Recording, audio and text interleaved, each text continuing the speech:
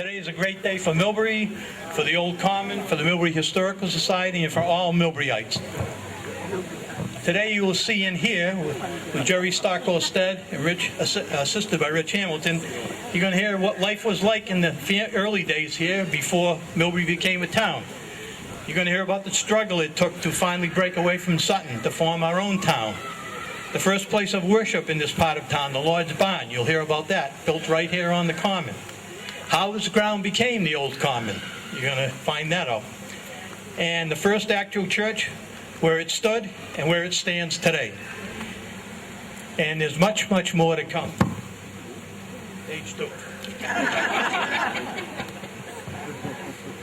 After that, Carol Chiris, well, Jerry is going to lead us over to the site of the old First Church. We'll come back here.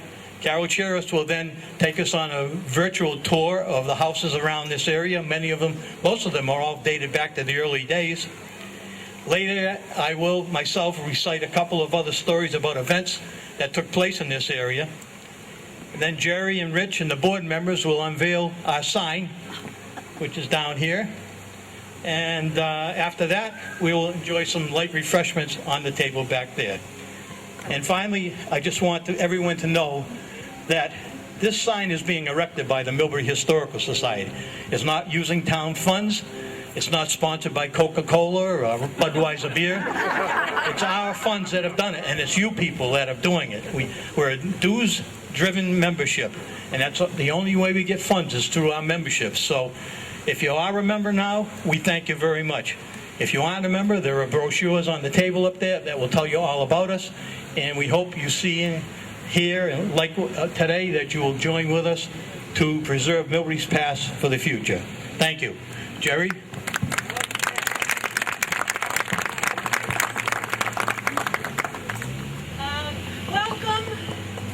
Welcome to Sutton. And I need...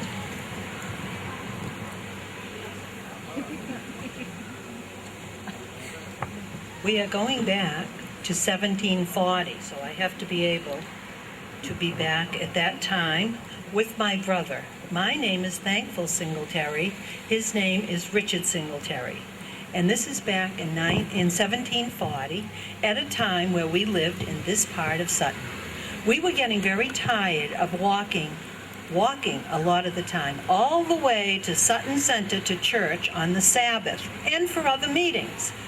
Some of us had horse and wagon, but other people just walked to church. So my brother, Richard, and some of his friends made out a petition and asked Sutton if we could possibly build our own church. And they said, "Sutton Meeting House is too remote for ye place of worship. We want to set up worship of God among us, and we pray you will support our petition." Well, the minister, Reverend Hall, and his committee, his council in Sutton said, absolutely not. You will continue going to our church. Now, in those days, you had to go to church. You didn't have a choice. If you didn't go to church, you went to court instead and paid a fine. So that was something they had to do. They wanted to have a church close to where they lived. They could go home at lunchtime and have their lunch and then come back for the whole afternoon service. So they tried it. After the first no, they went back again, and they said no again. So then Richard and some of his friends decided to take that petition and go to the general court. Richard, would you please go to the general court and see if they will allow us to become a church? You got your sign? Yep. I will bring the petition to the general court in Boston. Boston is 50 miles away, which is travel 2 days each way.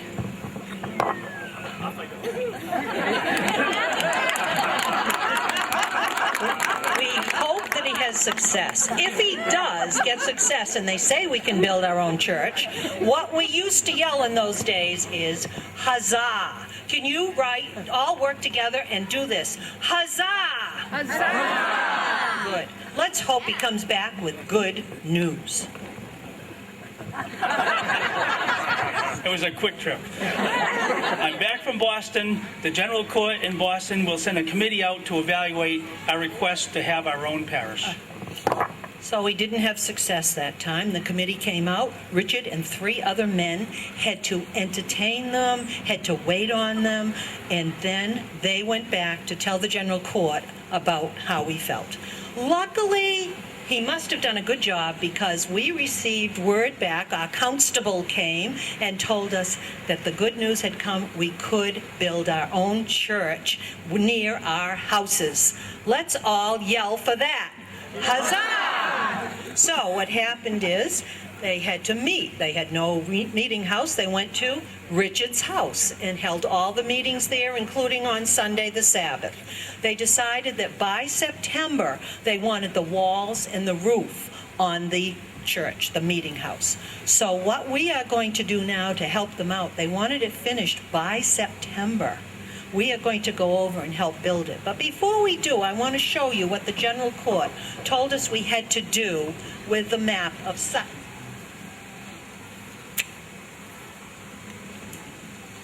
This was Sutton in those days, and what the general court said is measure down 3.5 miles from the border with Worcester, draw a line, go around Brother Chase's house, so he will be in North Parish, and it will be called North Parish. And here is the Lord's Barn. The Lord's Barn was built on a road that already existed. Sutton was told by the court to build a road from Sutton Meeting House to Worcester Meeting House. So they had to build this road in 1736. And then they said, when you build the Lord Barn, make sure it is on that road. That's why it is built here, because that road these people are standing on is county road that went all the way from Sutton Center to the meeting house in Worcester. So that's where it was. Now we're going to cross County Road, and we're going to go over to where the Lord's Barn was.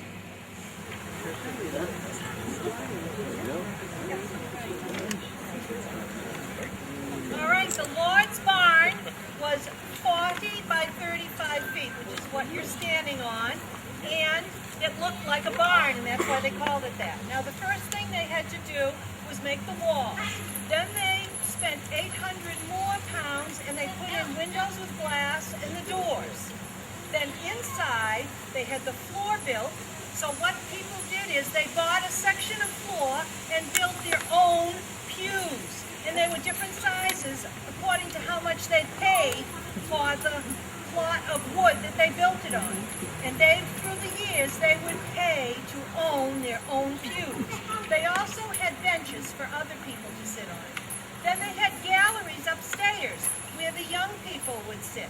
The teenagers were asked if they would like to make their own benches up there. So they went upstairs, built their own benches. And I hope the boys helped the girls, because the boys were on one side and the girls were on the other. There was even room upstairs for a few pews. So that was how the meeting house was set up. Then they needed a minister. So they had to hire their first minister, James Wellman. How much to pay him? Well, everything they paid him was primarily in food, wood, also the material to build his home, the land to build it on, and the labor to help him.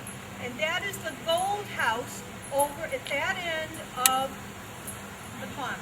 That was Reverend Wellman. After the Lord's Barn, that was the first house built on the common. And he became the minister. He would have stood here on a high pulpit with a sounding board over him, so everybody hopefully could hear his voice. That's what I could use today. And so he would be looking out. Now, there was a man named Isaac Barnard. He gave all the land for the church, for a burial ground, and also for the militia to practice on. He gave all that land. And then the present, the minister must have looked out at them, because Mr. Barnard had a very pretty daughter. And Mr. Wellman ended up marrying her, and they lived in the beautiful house over there for many years. And he stayed as our minister for 13 years. Then he went up to Cornish, New Hampshire to be their first minister.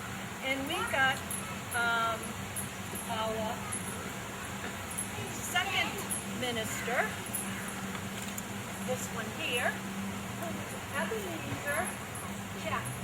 That that was at the time that Asa Waters became a deacon of the church. He would have sat in a high chair in front of the minister. Reverend Chaplain was our reverend in a very exciting time during the entire revolution. He was in full support of the Patriots. He would go to all the meetings to decide what we should do about the King of England, taxing everybody for everything we did. And even when the militia had to go someplace, he would go along supporting the militia and praying with them. He was a very popular minister through that time. He even went to Worcester during the Worcester Revolution, which you probably have never heard of because it was a peaceful one. No blood was shed. But what happened is 500 militiamen from Sutton went up and joined 5,000 militiamen on Main Street in Worcester. They lined up both sides. They dragged out 13 judges that had been chosen by the British governor in Boston to come to Worcester to conduct court in the courthouse. They dragged them out of the tavern, made them walk down Main Street saying, "We denounce all the rules of King George. We will not conduct court in your courthouse. We will leave Worcester, never to return." We got rid of all British influence 7 months before Lexington and Concord. We wondered why the governor in Boston wouldn't come to Worcester to try and get our gunpowder instead of Concord.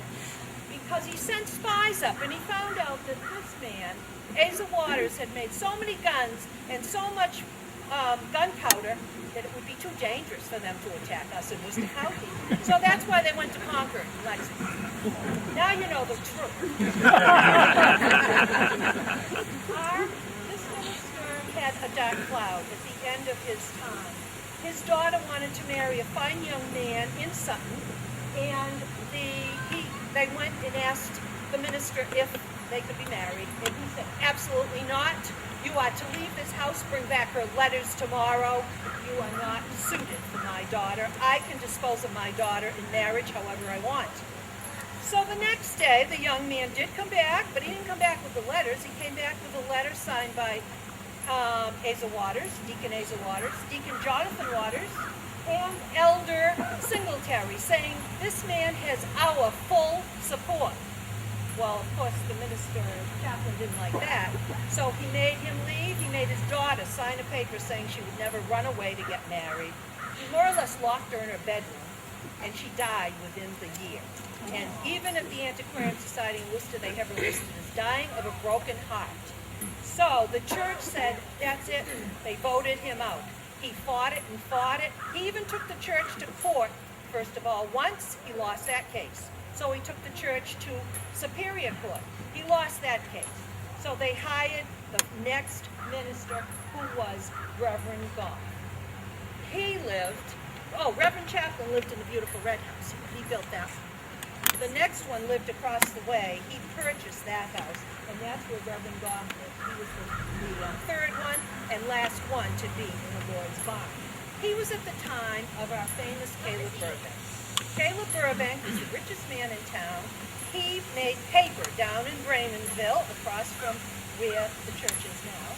And he said, it's time that we had a proper church with a steeple, bells, and clocks. And the people said, that's a wonderful idea.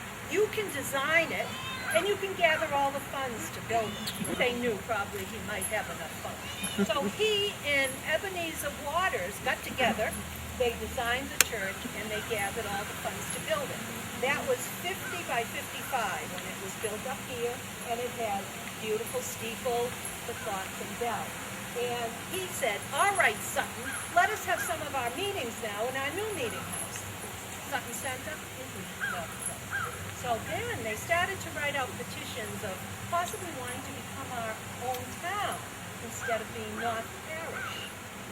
Sutton finally said, all right, if you stop asking to become your own town, we'll let you have 1/3 of the meetings in the meeting house. That didn't satisfy. So off to Boston again. But they wrote this petition from 1799. They kept writing different petitions to become a town, till finally they took the trip to Boston in 1813. Took a long time. They sent Dr. Brayman, who lived in the Red House by then. He was the agent who took it down. And fortunately, the general court said, yes, you can become a town. So in 1813, we did become the town of Millbury. So what started out as North Parish, with this church right in the middle of North Parish. So just think, you are in, really, the geographical spot, the middle of Millbury. Doesn't seem that way, but that's where we're standing right now. And so that's what happened. Now, the church, the big white church, stayed here for many years until 1835. Most of the people, or a lot of the people who worked on these farms, had moved down to Bremenville to work in all the mills. Singletary Stream let all the water out along the way, so you had mills the whole way down to the Blackstone. And then where the people wanted their church down there. So they took it apart in pieces, put it in wagons, and the oxen dragged all those pieces down to where it is on Beach Street, put it all back together again down there. And so that's why it was moved late in 1835. And then the new minister had a home down there too. Okay, speaking about moving, we're going to, in just a minute, move back to the old common. Now, before we move back, I want to tell you what happened to the Lord's Barn. When they built the new white church, they had to move the Lord's Barn 6 rods across the street, it says. And that became, first of all, a tavern. But then it was turned into a carpet factory. They had 8 hand looms in that small area. And they said when all 8 were running, making carpets at the same time, the old common was not a quiet place to be living in. So we're going to turn around and we're going to go back where the Lord's Barn was. Okay, thank you, Jerry. Next up, Carol Cheris is going to take us on a vermin and tell you about all these houses. Carol? Hello. Nice to meet you all. The Old Common is not old at all. It's an area of prime real estate. As you know, the church was moved, and it was moved because people didn't want to come up the hill. And people didn't want to come up the hill for a very good reason. I'm going to have you turn around, if you would, where you're standing, and look at the beautiful home directly behind the pine trees. The pink house there was a general store. Now you can envision it not as a Target or a Walmart, but a general store where things were bartered. People didn't have money per se. They didn't have a lot of goods, but they did have extra eggs and extra squash and extra things. So they would turn them in for particles that they might need, such as shoes and fabric and other things. There was a general store. It was also a parsonage for a period of time. When we go to the general store, it's a really small store. We go to the right. As you go to the right, where the Colton Road and Carlstrom Lane come together, was a town pound. Now, the pound was where animals were kept, stray animals. If you lost a horse during the night, or a goat, or a pig, or any other animal, there would be an area there. It was earth and the bottom of it. It was stone around it with a gate, and your animal would be kept there, and it would be kept till you claimed it. It would have food, and it would have animals. So if you lost a horse, a pig or a coat, you would find it there in the morning. These were large commodities. As we continue around the problem, the house is a beautiful home, gorgeous home. It's expanded upon, and it was smaller than the kept. As we go around further, we come to the Mulhane home. It's presently owned by Stuart and Mary Lou Mulhane. It was a house of ill repute, and if you don't know what ill repute was, you can look that up. But it was a house, a cobbler's house at one time. Very popular with the Millbury police. As we come around the corner, this is a picture loaned to me of the beautiful brown house. That was a schoolhouse. There are some students here that there were, presently you can see it, but it was a schoolhouse kept, heated by coal, and presently owned. Go around the corner to more, there was a minister's house, beautifully kept. And we come around the Remick house, there's another house that was owned by the church, and it's a beautiful home. So Old Common was a very popular area. It was a popular area in the sense that people lived here and people resided here, and it was well kept. Technically, we teach the kids the second grade to come up here and visit. This is one of the first stops on the tour because this is where a lot of Millbury started. The Lord's Barn, the church, the schools, and everything else was provided up here. This is very common. Jerry, can we pass this along? I think Frank will take over now, but wait a minute, Frank, before you start anything. I just would like to say that this lady right here is responsible for everything I know about the history of Millbury. When I was teaching second grade, she decided that we would do a curriculum of Millbury. She was our principal. And at the time, the second grade teachers were not really thrilled with another thing to add to our list of things to do. But we got enthused about it, and we started the tours of Millbury. She had us go to Sturbridge Village to compare it with Millbury back in those days. We had a lot of fun.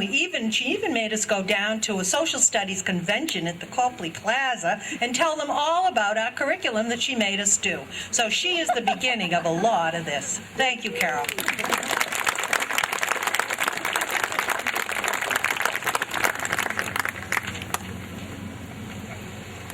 Thank you, ladies. Just a couple more stories about people and events that took place around this common. Down at the end of Cowstrom Lane, that's that road parallels Carlton Road, was a dead end, was a place called Buck's Tavern. It was a stagecoach stop where there was food, drink, and of course, horses and overnight accommodations. It was run by the Buckman family, hence the name Buck's Tavern. It was a stop on the Hartford, Sturbridge, Boston run for stagecoaches. There was a man named Silas Freeman who was the main driver on this leg from Sturbridge to Millbury. Silas was a pretty mean character. On one trip, he was lashing out at a horse that was giving him a lot of trouble. He was whipping it unmercifully. This was in 1826. One of the passengers inside yelled for him to stop. Silas Freeman yelled out, "Shut up or I'll use the whip on you." Later at Buck's Tavern, when they stopped, another passenger asked Silas if he knew who he had yelled at. Silas said, "I don't know and I don't care." The passenger told him it was John Quincy Adams, President of the United States. True story, passing right through here on this stage. Now, another interesting story and person is Roland Bowen. Many of you might not have heard of him, but a lot of you have, I'm sure.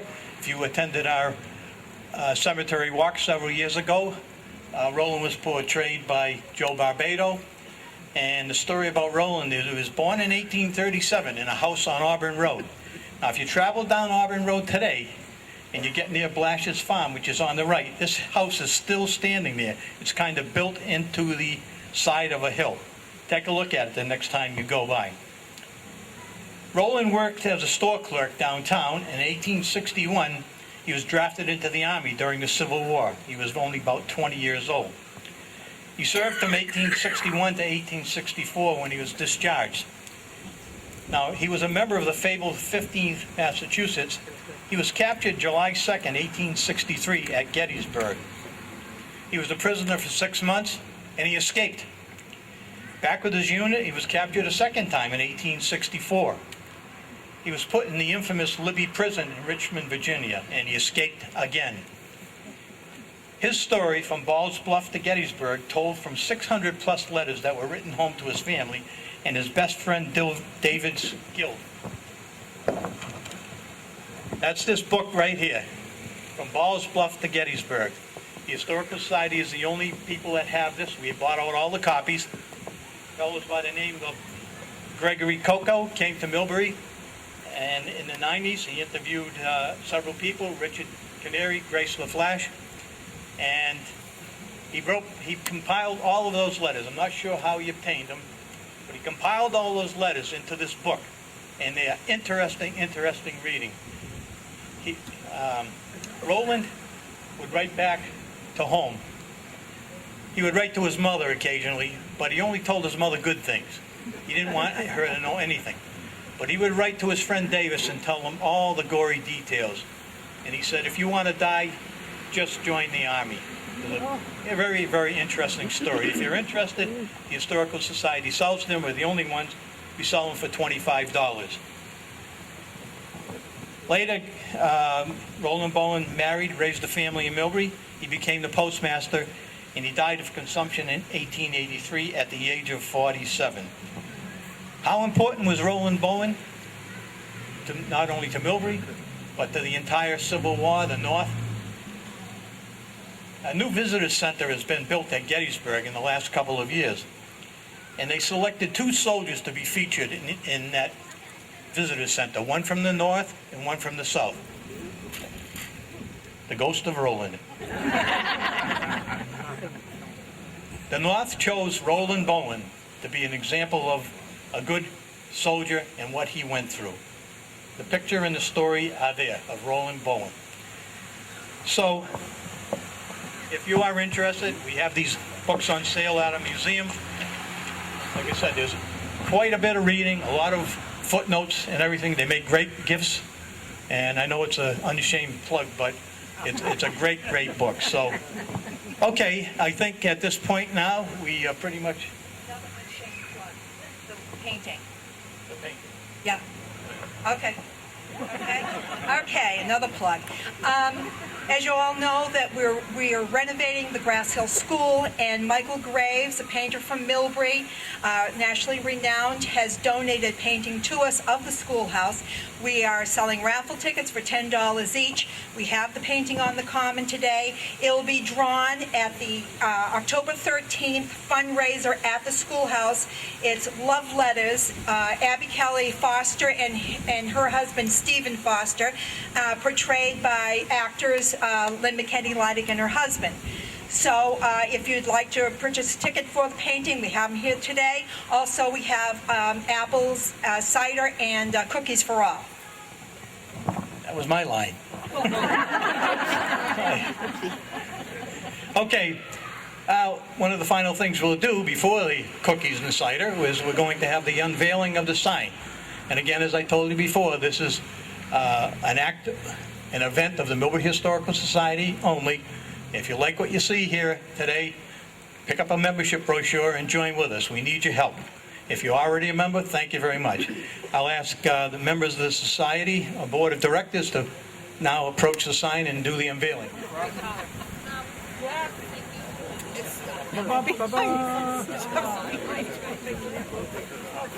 You know, Bill, he's used to this.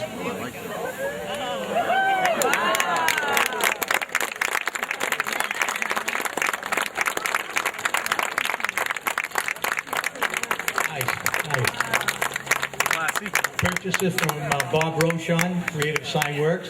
He did the nice work here. And I believe on the back it says, erected by Millbury Historical Society, 2016. They said, not by Coca-Cola or Budweiser. You guys all paid for this, so keep supporting us, because this is the kind of thing we like to do. But we need your help.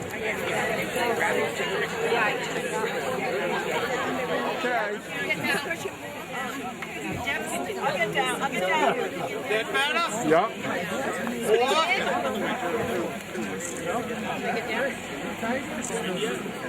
What? That's good. Okay, go ahead. Hit the red button. Again? No, it's I gotta go. That was nice.